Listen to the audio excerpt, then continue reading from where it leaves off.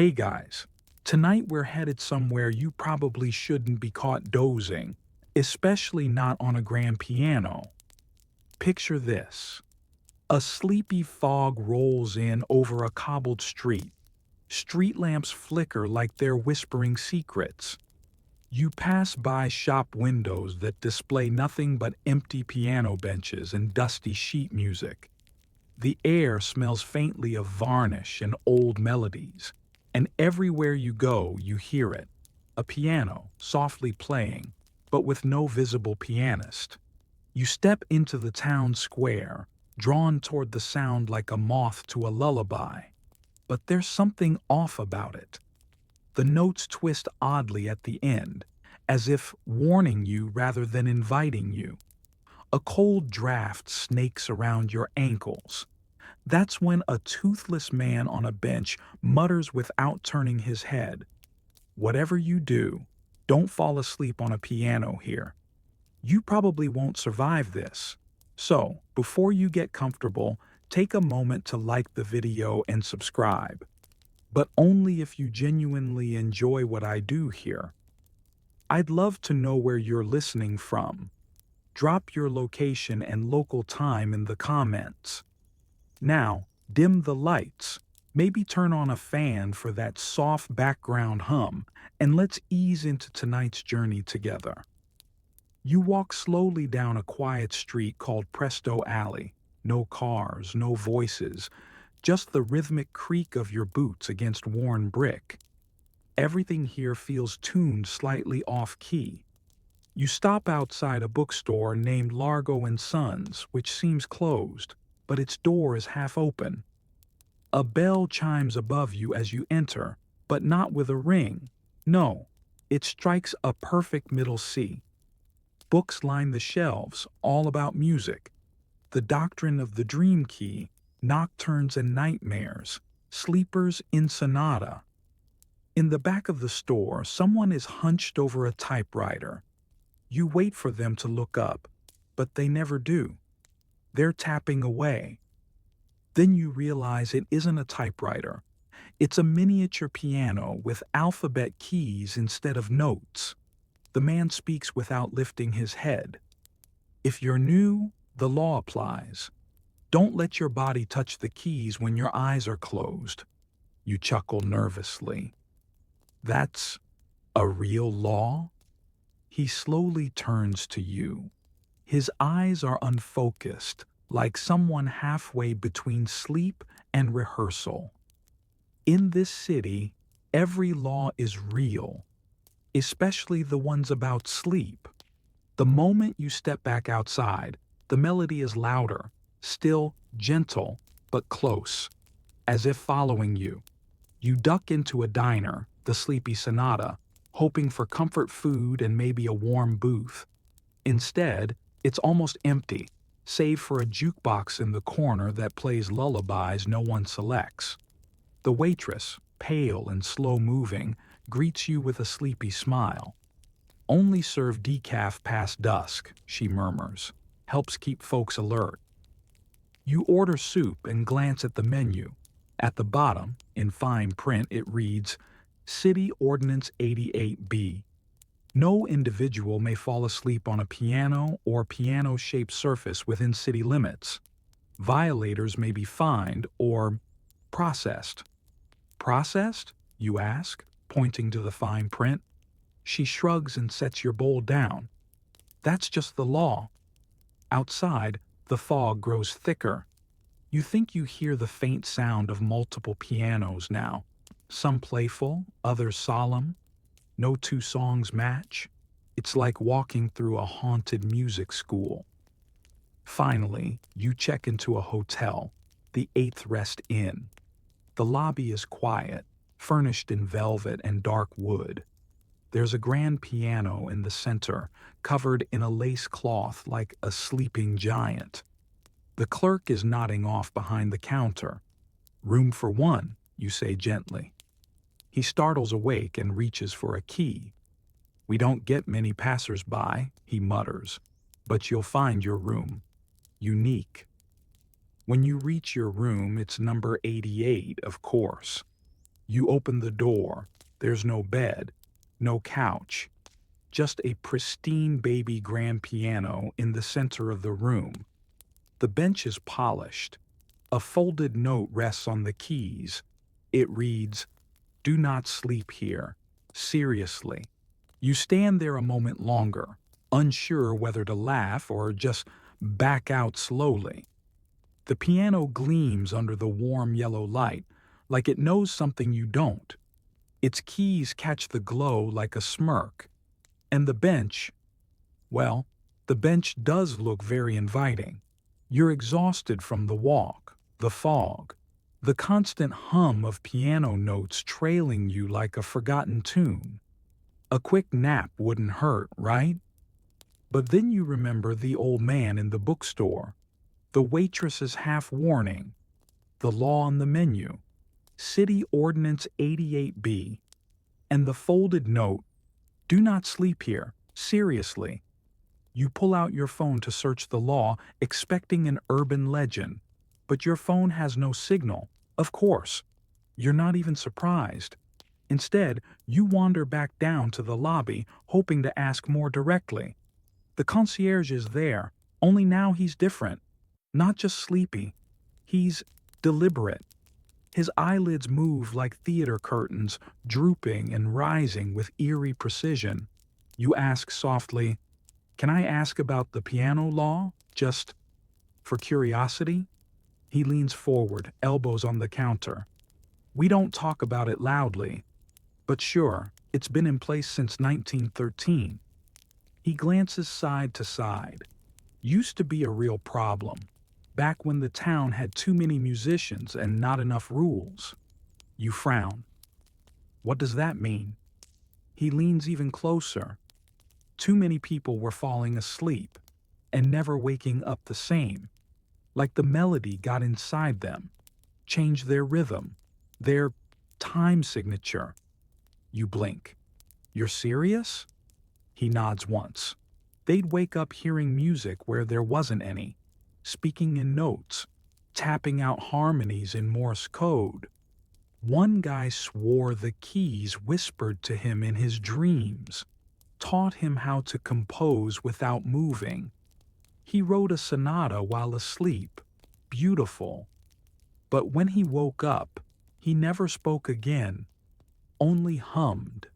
You decide to explore the town a little more before risking even a minute on that piano bench. Outside, the fog has settled into the gutters and stairwells like it lives here rent-free. You pass a few more strange establishments, a bar called Flat Fifth, a clothing store named Sharp Threads, and a daycare painted entirely in black and white with musical staves as trim. Children inside bounce on padded octaves. You spot a street musician playing a quiet jazz tune. No hat out. No money accepted. He nods to you as if he knows you're new here. As you pass, he shifts his tune into a lullaby. Something familiar, yet distant. It tugs at your memory like a dream you forgot before breakfast. You pause. "Hey, do you know about the law?" He chuckles without stopping his playing. "Which one?" "We've got hundreds. Some say you can't whistle past midnight. Others ban polyrhythms on public property." "The one about sleeping on pianos," you clarify. He lets the tune die, resting his fingers on the keys. "Ah, that one. That one's real. But not for the reasons they say." He stares at the piano. Truth is, the town doesn't enforce it. Not anymore. The pianos do. You stare. What? Their tuning changes when someone falls asleep on them. It's like they inhale your dreams and exhale something new. No one can prove it, but everyone who's tried changes. Not always for the worse, but never the same. Your head feels heavy now. You've barely slept since arriving. The piano in your room might as well have grown arms and opened them to you. But you stall. Instead, you step into the Hall of City Ordinances, which doubles as a small museum. It's dimly lit, with brass plaques on velvet walls, each one detailing a strange municipal law. You walk past gems like no duets in minor keys after sunset. All metronomes must be wound counterclockwise on Tuesdays. Citizens must maintain silence during organ fog alerts. And finally, there it is, 88B. A glass case holds the original typewritten ordinance. Beneath it, a photo, a man asleep on a piano, mid-recital. The caption says only, "Last note played, October 19th, 1912. Beside the case, there's a guest book. People leave notes like, "I slept near one once." Not on, just near. I haven't heard silence since. My sister played her dreams into ours. I still wake up humming hers. If you see the ivory shift, it's too late. You feel a chill, but it's not the room. It's the memory of that polished bench in your hotel room, waiting. You return to the 8th Rest Inn with your collar turned up against the fog. The streets have emptied, but the music has not.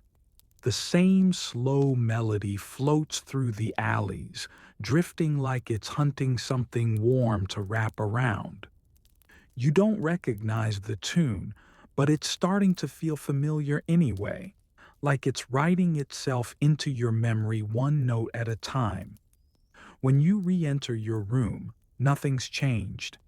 The piano still sits in the center like an altar. The folded note remains on the keys, though now it's slightly crooked. Was it like that before? Or did someone, or something, move it? You close the door gently behind you. Your shoes sound too loud on the floor, so you slip them off and sit down on the piano bench. Not lying, not sleeping, just sitting. Your fingers hover above the keys, tempted. Instead, you touch only the lid and lift it slowly. The strings inside vibrate softly on their own, no contact. Just the hum of a room that's been waiting a long time for a listener. The silence is alive here, not empty. You can almost hear the nothingness breathing. That's when you notice something in the reflection of the polished wood. Behind you, in the faint, warped sheen, a second version of yourself sits. But that reflection's eyes are closed. You spin around. Nothing. That night, you lie sideways on the floor beside the piano. You bundle your coat into a pillow and keep a respectful distance, like sleeping beside a tiger you're trying not to disturb. The piano doesn't play, but you dream of keys. In your sleep, you're walking down a hallway that never ends, each side lined with upright pianos, all open, all playing themselves. No benches, no stools, just endless instruments creating a song that you're somehow part of, though you're not touching a thing. You try to turn around. The hallway has no corners. A voice whispers above the music. Sleep is just rehearsal. You wake up with your neck sore and your legs stiff. But the piano is closer. It hasn't moved, logically. It's fixed, heavy, impossibly heavy, yet it's closer. You stare at it for a long time.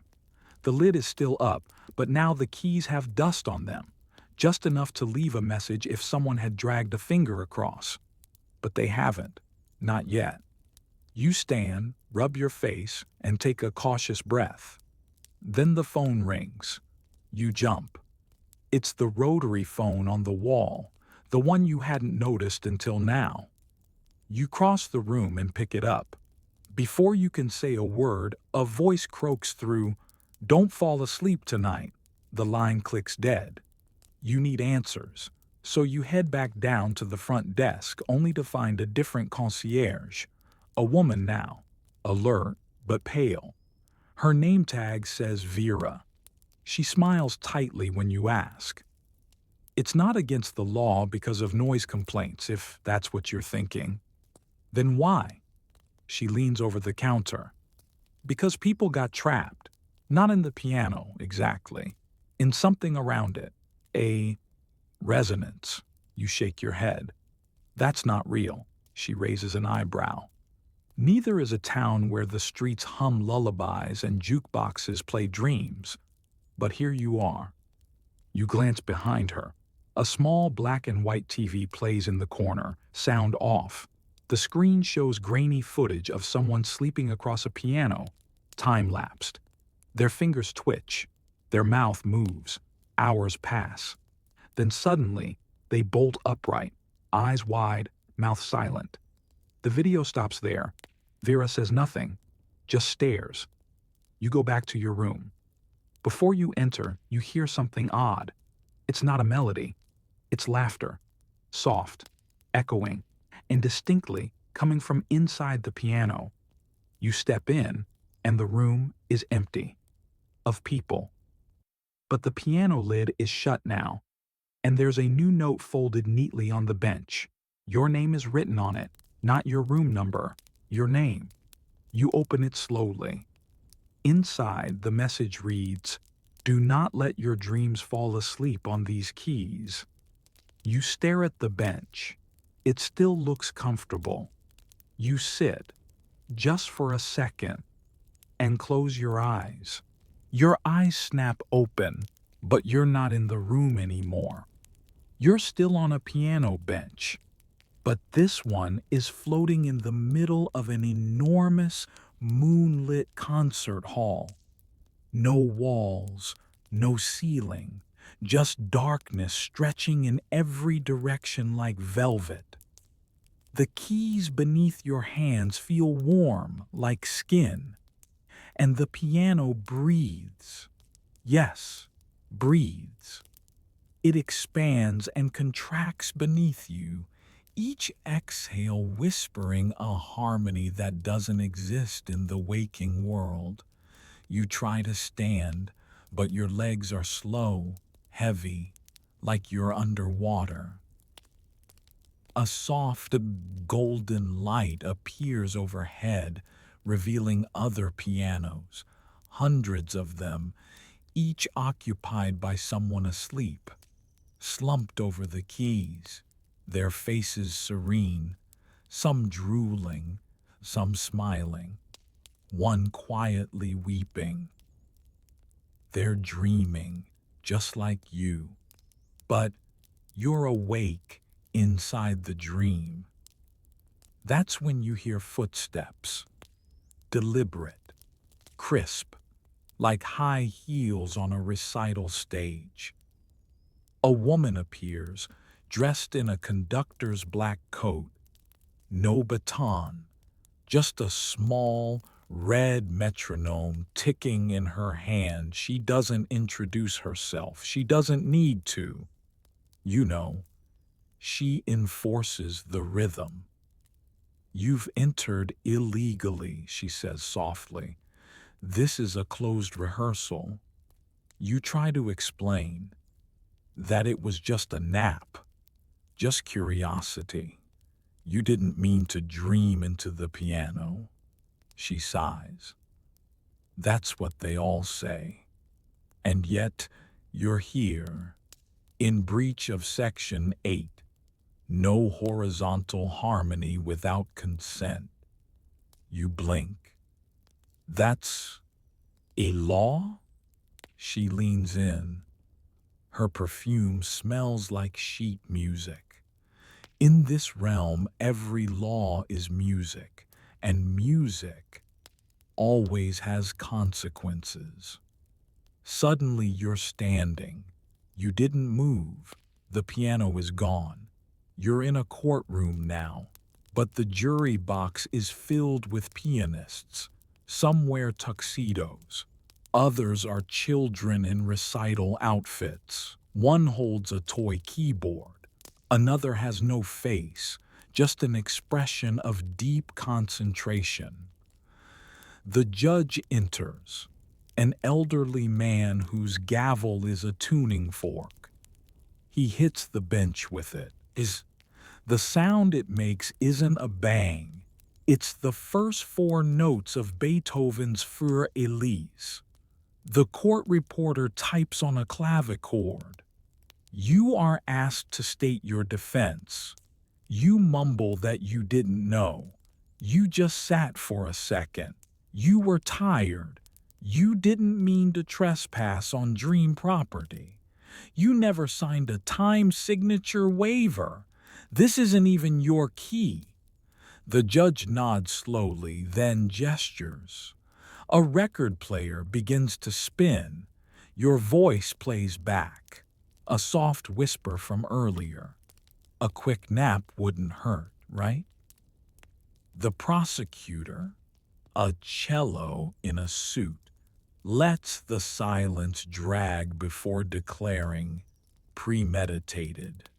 You are sentenced to listen. A pianist rises and begins to play. It's not a melody, it's your thoughts. Every worry you've had, every memory you buried, every late night overthinking session turned into song. The court listens solemnly. You, however, start to drift. Because despite the strangeness, it's beautiful. You're falling asleep again. But wait, you're already asleep. Can you sleep inside a dream? The courtroom shifts. The floor tilts slightly, and the jury slides out of view like pieces on a warped chessboard. The judge's bench dissolves into a row of black keys.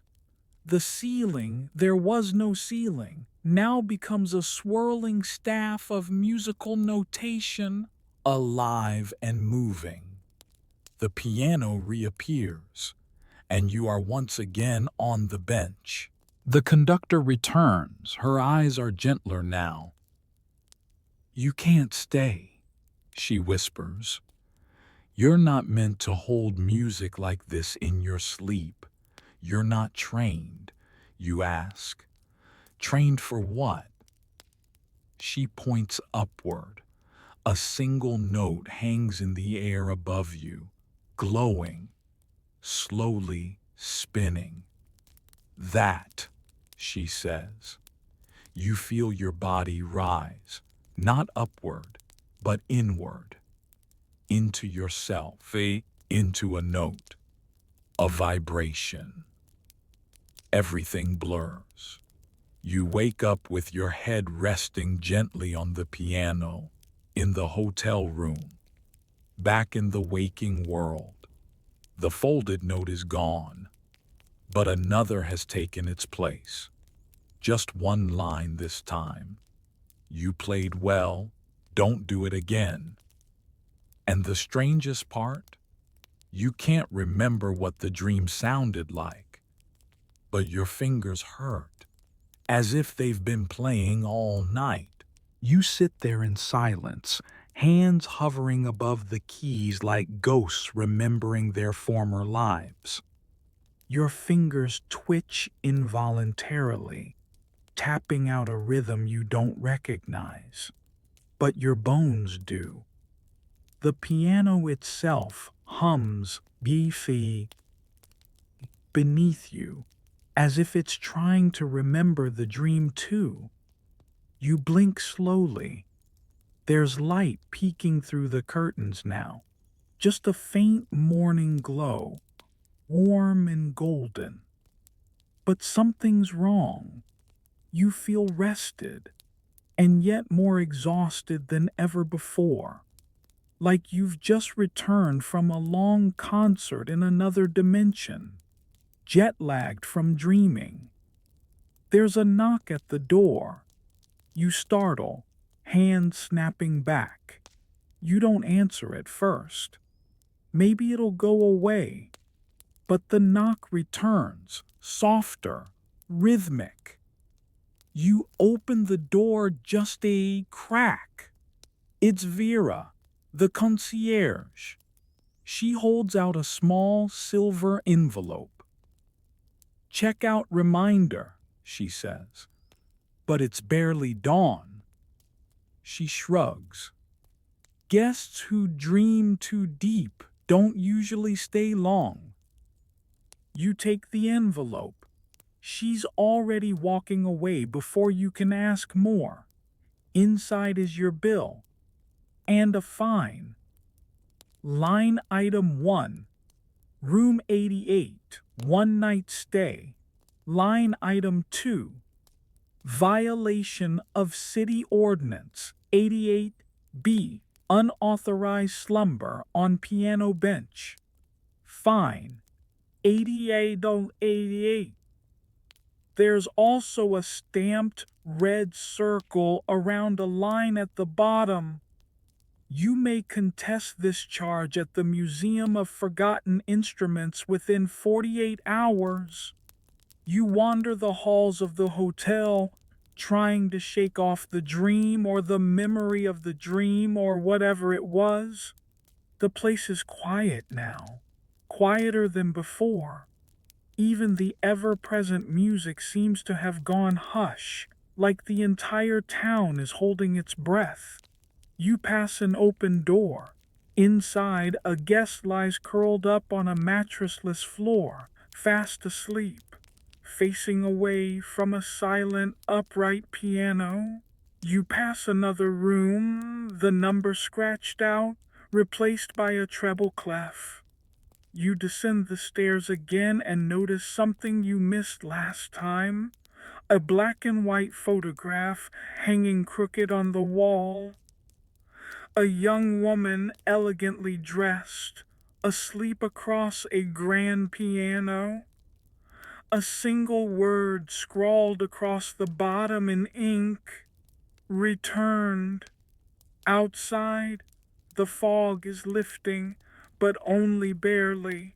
You make your way to the Museum of Forgotten Instruments, tucked between a defunct music shop and a building labeled Tuning Department by appointment only. The museum's front door has a keypad instead of a handle. The digits, it clicks open. The place smells like wood polish and silence. You're greeted by a mechanical usher, a mannequin with a conductor's wand that waves you through on a timed loop. Every 30 seconds it mutters, please refrain from sleeping on the exhibits. You walk past glass cases of strange instruments, a cello made from stained glass, a clarinet with no mouthpiece, just a feather quill, a metronome stuck on a tempo no one recognizes, a piano with only one key, middle C. Next to each exhibit, there's a story, a short blurb, a warning. Most involve people who fell asleep while touching or listening too closely to the instruments. One reads, composer Eliza Fenn drifted off during a midnight composition session, woke up with a sonata engraved into her fingerprints, couldn't play anything else again. Another says, boy slept on accordion during storm, dreams stretched and compressed ever since, called him the breather. And finally, you reach the exhibit marked 88B. Your fine is already on the display table, as if they were waiting for you. You sit on a small bench opposite the display. A tiny screen lights up and a recorded message begins. A tired voice, maybe the same woman from the courtroom, explains.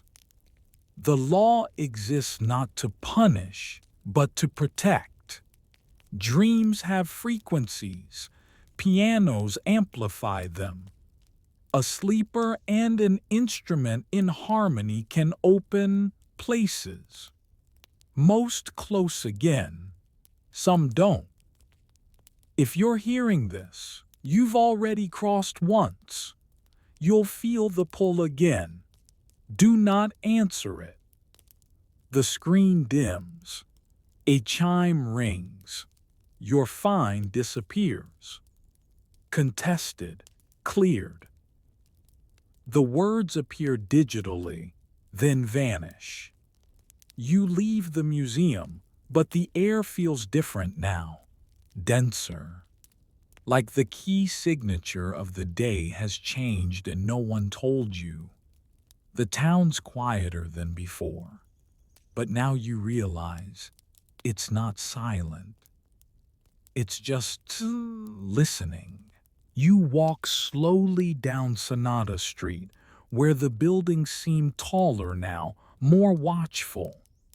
The windows shimmer faintly, almost reflective even in shadow, and every now and then you think you glimpse your own face in them.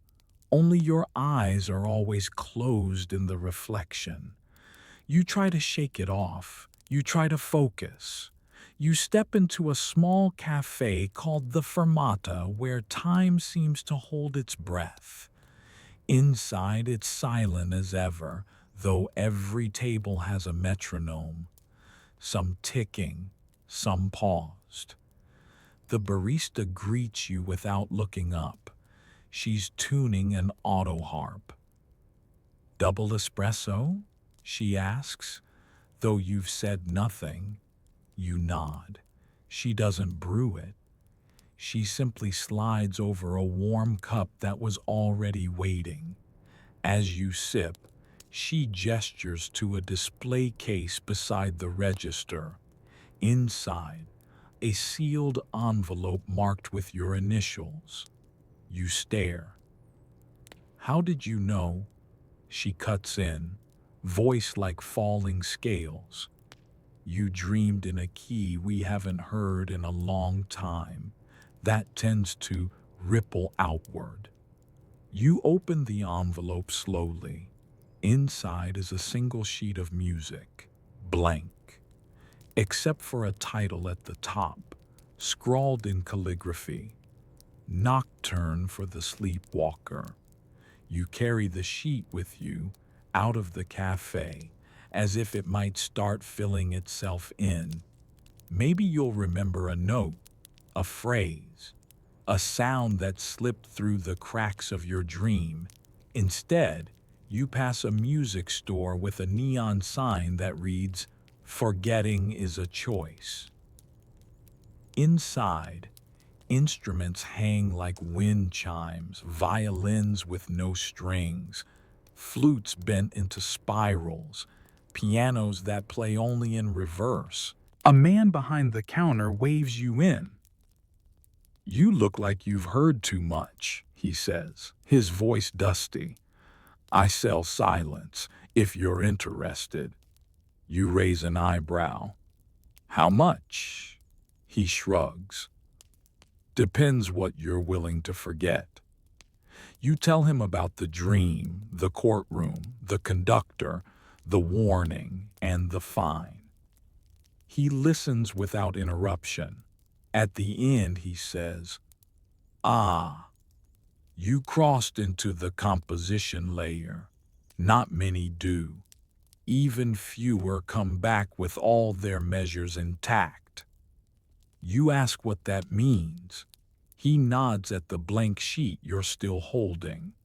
"That's your return ticket. Keep it safe. If it starts filling in, you'll need to find a real piano." You glance down. One note has appeared. Just one. E. You return to the hotel, hoping to pack up and leave this city that seems to breathe lullabies and trap wanderers in sonatas. But the front desk is empty. The piano in the lobby is gone. Not moved. Gone. Only a faint outline remains on the carpet, like dust around where furniture used to sit. You ride the elevator up, press 88. The doors open, but it's not your hallway. It's a dim tunnel lined with mirrors.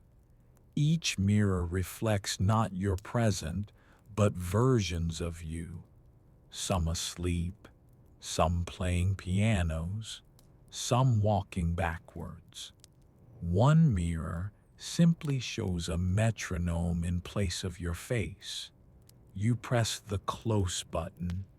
The elevator doesn't move. Instead, it begins playing a tune, quiet, gentle, the same melody from your dream.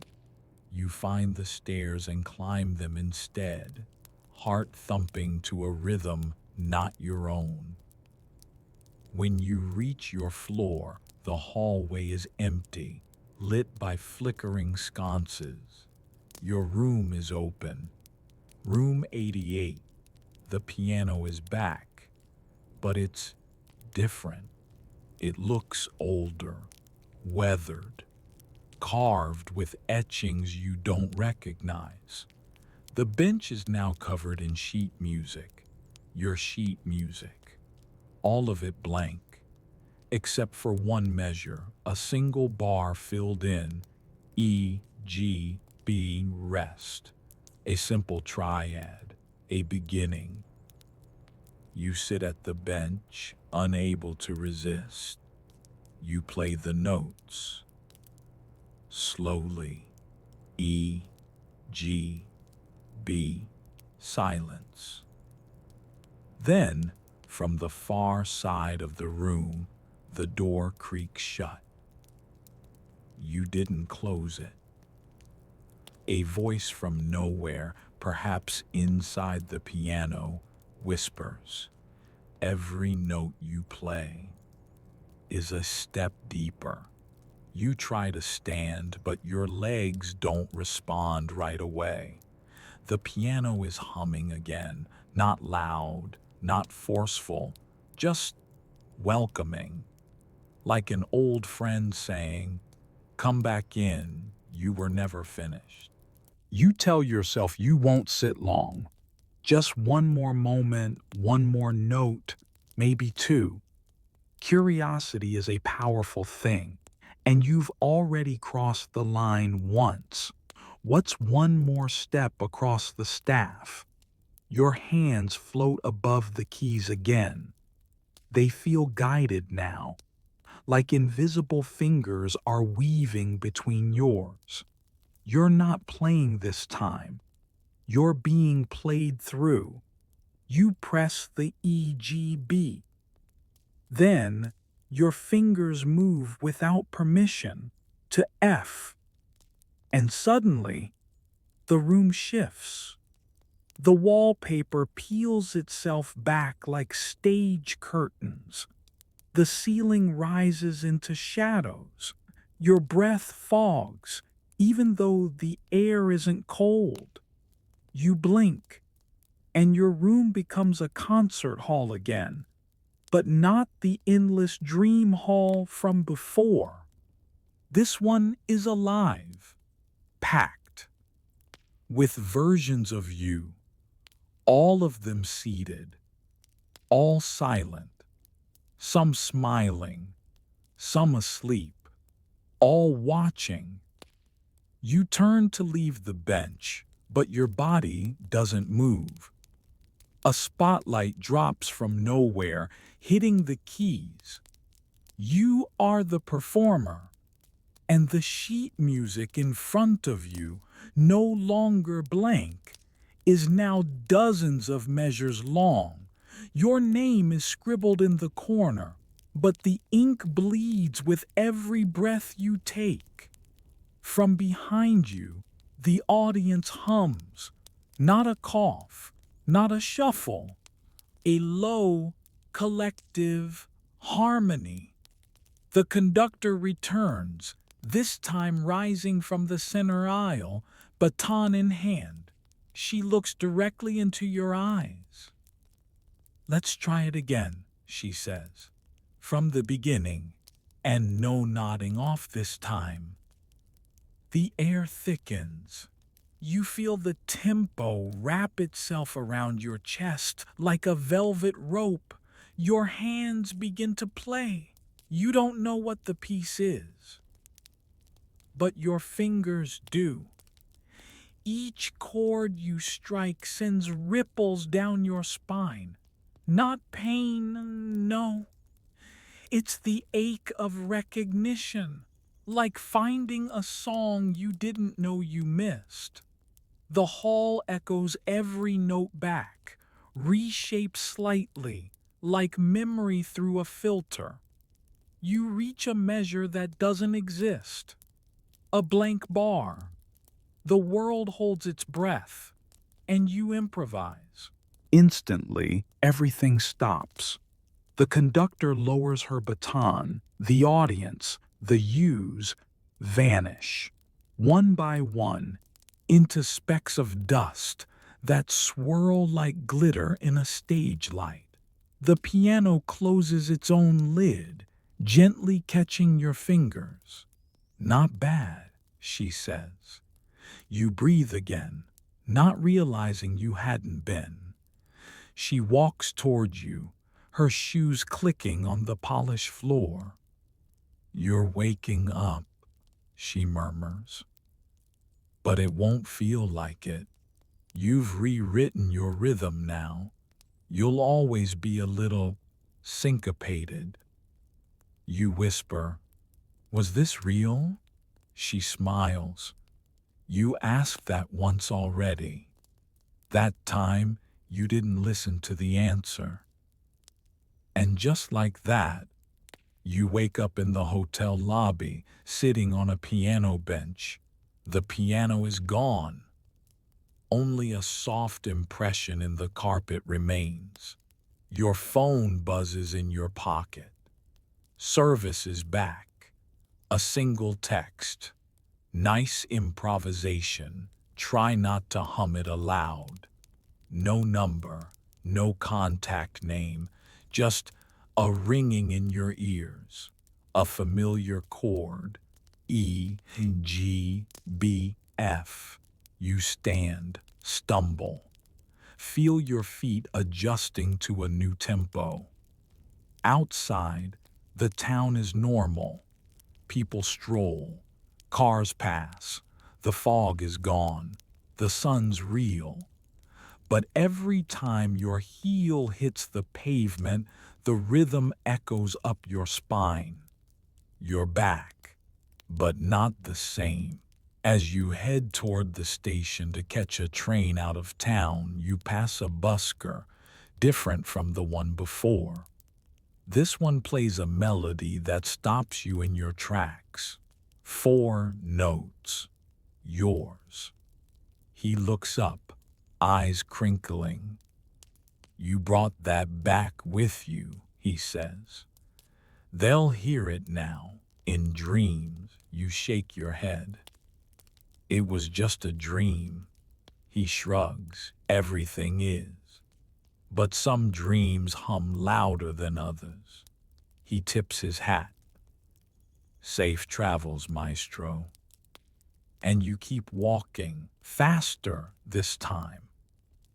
Because suddenly you remember you never told anyone the song. The train pulls in with a sigh, metal and wind and brakes singing in dissonance. You board without looking back. You don't even care where it's going, as long as it moves, as long as it takes you away from that piano-shaped town where dreaming can rewrite your sense of time. You find a seat by the window, eyes scanning the platform one last time. No busker, no fog, no one chasing after you, just silence, or almost silence.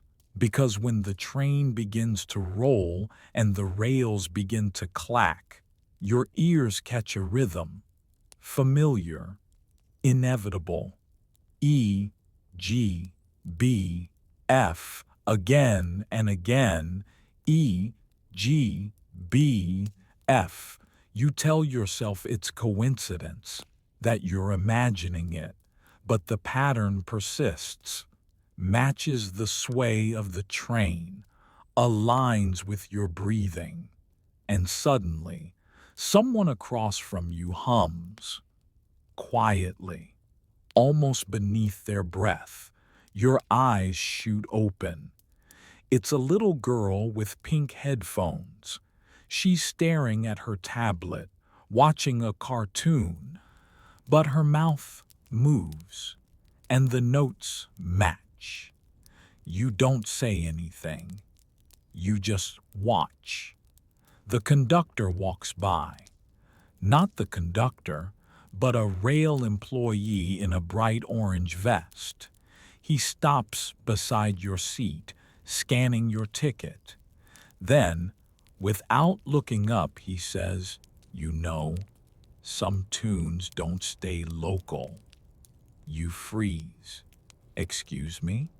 He taps your ticket with his pen and keeps walking. "Just a saying, enjoy your ride." You look down. Your ticket has no destination printed on it anymore. Just one word: refrain. Outside, the countryside rolls by like a lullaby in motion. Wheat fields, fences, wind turbines like slow metronomes against a sleepy sky. You lean back, eyes heavy. Maybe you doze. You must have. Because when you blink again, the train is no longer full. Everyone's gone. Except you. And the pianist.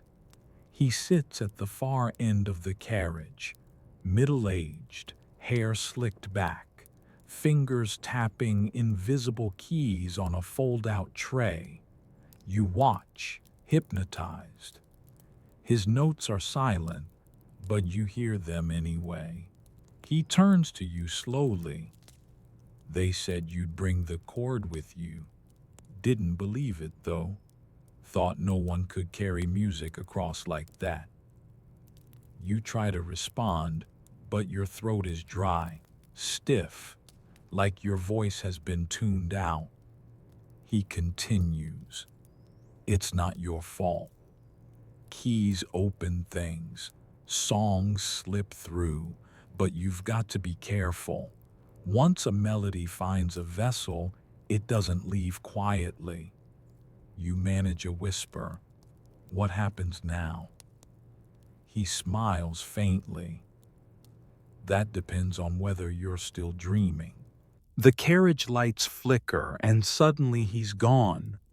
No footsteps, no door, just gone. You're alone again. No, wait. Someone else is here. The little girl with the headphones is back. Only now her tablet plays no cartoon. It shows sheet music. Your sheet music. Lines and lines of measures, scrolling downward like an endless feed. And somewhere deep in it, buried like a hidden note, you see your name. She doesn't look at you. She just presses play. And the train begins to sing. You wake up with a jerk. The train has stopped. People are boarding, chatting, laughing. You must have nodded off. A dream, just a dream. Except your phone vibrates. You glance at it. Another anonymous text. "2 keys left. Choose wisely." You scan the carriage. No pianist, no child. But your coat pocket feels heavier. You reach inside. Your fingers close around cold metal. 2 piano keys. Disconnected. One white, one black. You don't remember taking them. But they're yours now. You step off the train at the next station. It's a normal town, probably. Streets without fog, people without lullabies stitched into their routines. And yet, you walk differently now, as if you're sinking to some measure only you can hear. You pass a small bookstore. In the window, piano lessons for the lucid dreamer. You pass a laundromat. Someone hums inside. E, G, B, F. You pass a man sweeping the sidewalk. He taps the broom once, twice, then hums a fifth. You stop. You turn around. They've stopped too, all of them, staring at you. No smiles, no menace, just quiet expectation, as if waiting for a conductor to raise the baton again, as if you're not just a wanderer anymore, you're the next movement. You do what anyone would do when faced with that kind of moment. You run, not wildly, not dramatically, just a quick walk that turns into a jog, feet tapping on concrete like drumsticks, skipping across a snare. Every step feels like you're kicking up notes, scattering rhythms behind you. And still, that chord follows. E, G, B. A musical phantom limping just behind your heartbeat. You turn down a side street, hoping to shake the feeling. It doesn't help that there's a mural at the end of the alley, an old grand piano painted across brick. On the wall beneath, someone has scrawled in chalk, "Sleep is where music listens back." You laugh, but it's dry, breathless. You're spiraling again. A bookstore door swings open as you pass. You hadn't planned to go in, but you do. The bell above the door doesn't ring. It sings a perfect E. The shop smells like paper and dust and something fainter, varnish, like the inside of a piano case. Behind the counter is a woman. She's ancient. You're not sure how she's even holding herself up, but her eyes are sharp, very awake. "You're the traveler," she says without looking. You pause. "Excuse me?" "The one with the unfinished measure, the one who left the lid open." She gestures to the piano key in your hand. "May I?" You hesitate, then offer the white key. She studies it like a doctor checking a pulse. "Still humming," she says, "but it hasn't chosen you completely." You ask, "What does that mean?" She shrugs, smiling faintly. "You haven't written your cadence yet." She leads you to the back room. There, under a stained glass skylight, stands a dusty, upright piano. Nothing extraordinary about it, except for the little plaque that reads, "Recovered from Dream Layer 2B, via refrain line." Your stomach turns. Refrain. The word on your ticket. You reach out almost instinctively and place the remaining black key into its empty slot. It fits. The piano hums, not plays, not sings, just hums, like a throat clearing before a story begins. The woman nods to the bench. "You don't have to play, but it might help." You sit, and the moment you do, the piano gives a single soft sound, not a note, but a breath. You lay your hands gently across the keys, no pressure. And something strange happens. The sheet music in your coat pocket unrolls itself. The pages flap once, twice, then settle.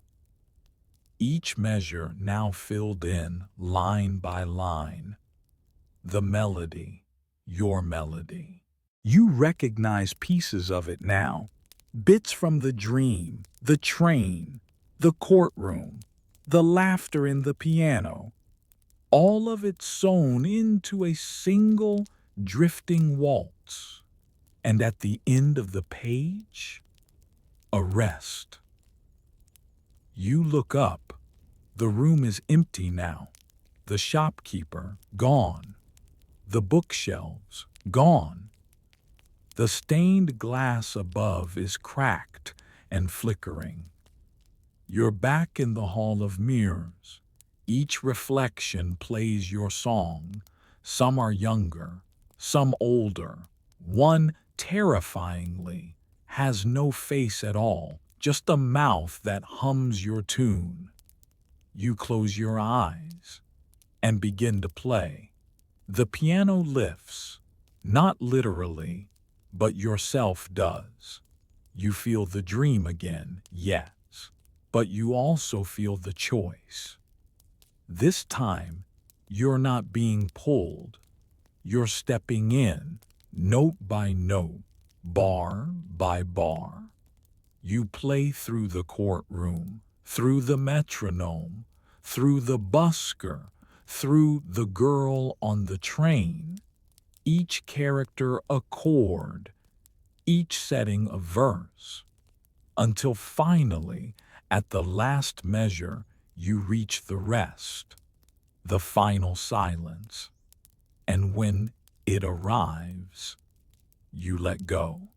You wake on a park bench, no piano in sight. The sky is blue, birds chirp. For once there's no music following you, only a folded note in your lap. Thank you for finishing the piece. You flip it over. 4 simple words. Next dream begins soon. The paper flutters from your hand, caught by the breeze, and you don't chase it. You just watch it spiral upward, higher than a scrap of paper should logically float, until it disappears completely, like a note being absorbed into silence. You lean back against the bench. Your body feels different now. Not lighter, not heavier, just rearranged. Like your bones have shifted into a new rhythm. A time signature no one else can hear. Around you, the park carries on as if nothing has happened. Dogs chase frisbees. Kids squeal at pigeons. A man plays chess with himself. Ordinary scenes, background noise, but your ears are still tuned too finely. Every shuffle of grass, every chirp, every gust of wind feels placed, intentional. Like the world's now following a quiet composition, and somehow you're the only one with the sheet music. You rise slowly and walk the perimeter of the park, no destination in mind. You pass a street violinist, playing a dreamy melody, one that almost contains the chord you've carried for days. You nod politely, she winks, but she skips that one note you're listening for. She avoids it like a curse. You stop by a pond, sit again, and that's when you hear it. Not music this time, silence, not the absence of noise, but the presence of quiet, a full-bodied hush, thick and echoing. You turn your head, there, beside the water, someone sits at a keyboard balanced across their lap, portable, battery powered, and they're asleep, face down on the plastic keys. Your instinct is to wake them, but something makes you pause. A A gentle ripple spreads from the keyboard speakers, nothing loud, just a low droning hum, barely audible. You approach slowly. The person stirs, their face lifts, you freeze, it's you. Not just similar, you, down to the coat, the wristwatch, the flecks of sheet music ink on your thumb. Dream you stares back and smiles. Been waiting, they say. You blink. Waiting for what? For the reprise, they answer, tapping one key. E. The world dips sideways. The pond folds like paper. The trees around you blur into smeared brushstrokes. You're falling, but not down, back, into something. You land on a narrow walkway between towering metronomes. Each ticks at a different pace.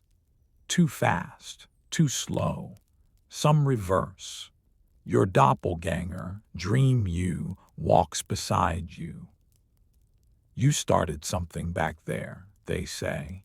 You don't ask where there is, or which version of you is real. They hand you a notebook. It's the same one that followed you on the train, the one from the bookstore, the cafe, the dream trial. This time, it's full. 12 movements, each named after the places you've been. At the bottom of the last page, in neat ink, finale, the city without silence. You look up. The world has changed again. Now you're standing at the entrance of a city where nothing stops moving. Cars drift by without engines. People speak without mouths. There is no sound, and yet everything feels loud. The ground pulses beneath your feet in rhythm. Dream You is gone. And you know somehow it's your turn. You take a step into the city. A display screen flickers as you pass. Welcome back, composer. You pass a statue of a piano with no keys. You pass a choir of mannequins with megaphones where their heads should be. And then you reach a door. Simple, wooden, no knob, only a tuning fork nailed into the center. You tap it. The air vibrates. You step through. Inside, the space is empty, but for one object, a grand piano covered in mirrors. You approach. Each reflection shows a different version of you in mid-song. Some joyful, some weeping, one asleep, one dancing. You sit again. This time, you know what to do. You play the final chord, E, G, B, F, and let your hands rest on the silence that follows. Behind you, the room doesn't erupt. It exhales, like a dream that finally understands itself. The mirrors fade, one by one. Not shatter, just dissolve, as if your reflections have finally found their way home. You remain seated at the grand piano. No spotlight, no audience, just the stillness that arrives after something sacred has ended. Your fingers no longer ache, your breath no longer races. The echo of the last chord stretches out, thinner and thinner, like a ripple on glass. And then it stops. No applause, no curtain, Only a low knock at a door that wasn't there before. You rise. The piano doesn't protest. You walk toward the sound. The door is narrow, made of deep black wood with a single word carved at the center. Coda. You push gently. On the other side is not a hallway, not a room. It's a platform, a subway station, dimly lit, a bench, a vending machine filled with old concert tickets, and a single track stretching forward into fog. You sit on the bench. There's no train, but there's music again. Faint, not from speakers or instruments, from below, from the rails. You lean down, pressing your ear against the cold metal. A melody yours, but not the same. Someone else is playing it now. Another version, another traveler. You don't know. All you know is that it's been passed on. You sit up and realize you're holding something you didn't pick up. A small conductor's baton. Light as a feather. Cold as ivory. There's a ticket tucked beneath the bench. You read it. Ride valid only in silence. Next stop, the place where notes sleep. You don't question it anymore. The train arrives with no warning, no screech, no sound at all. Doors open. You step inside. No one else boards. No conductor. No passengers. Just you and the baton. The lights flicker to life, and the windows show impossible landscapes. Underwater orchestras, staircases made of staffs and treble clefs, sheet music drifting like snow across glowing cities. You don't know how long you ride. Time doesn't exist here, not in the same way. Eventually, the lights dim, and a single screen blinks on overhead.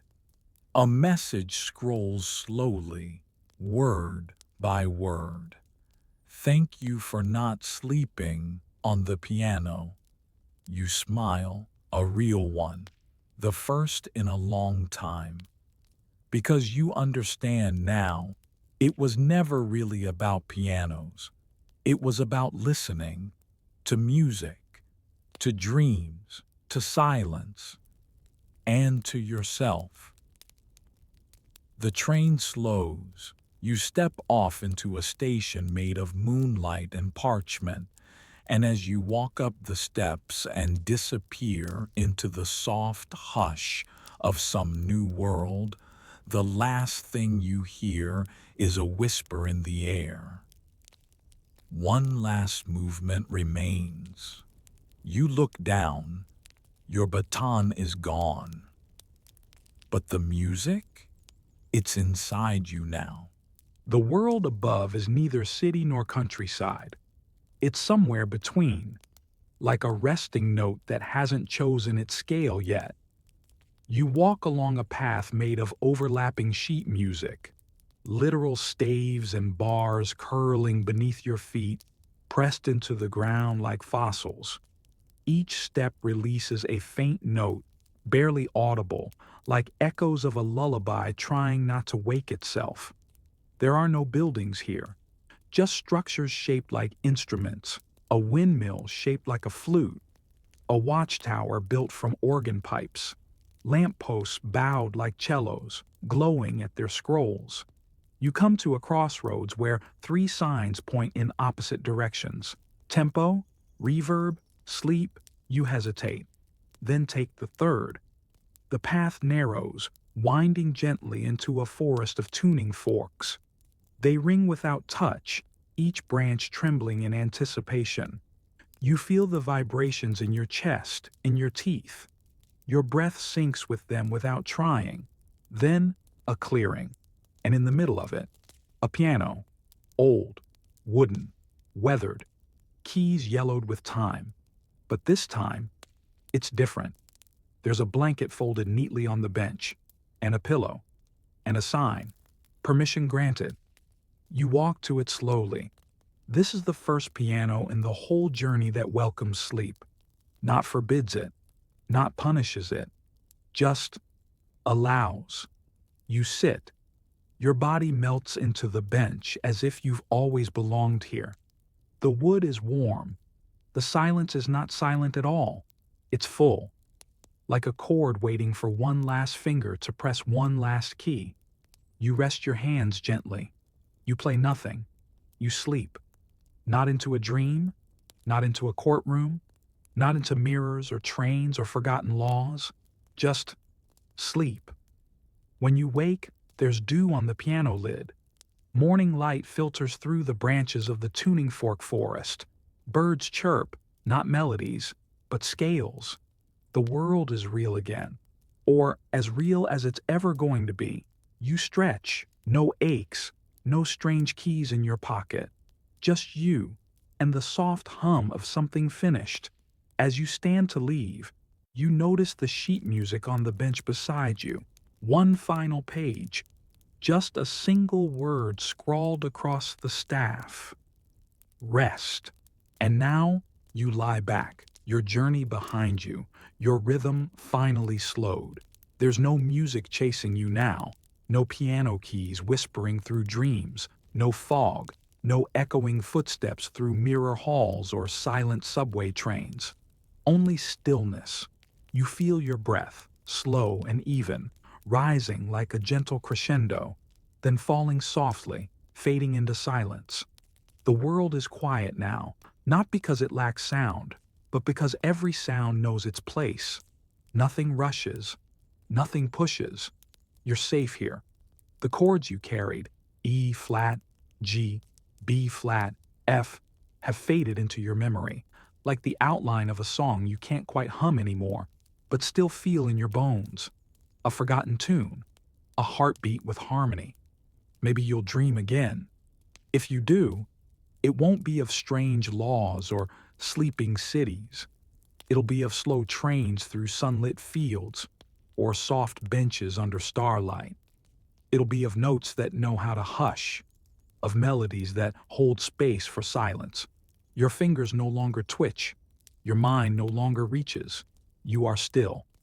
And that stillness is its own kind of music, a coda to the curious composition you never meant to write, but did anyway. And it was beautiful. So now, let go. There's nothing more to solve, no fines to pay, no scores to finish. Just this moment, this breath, this gentle, final rest. End of script. Sweet dreams.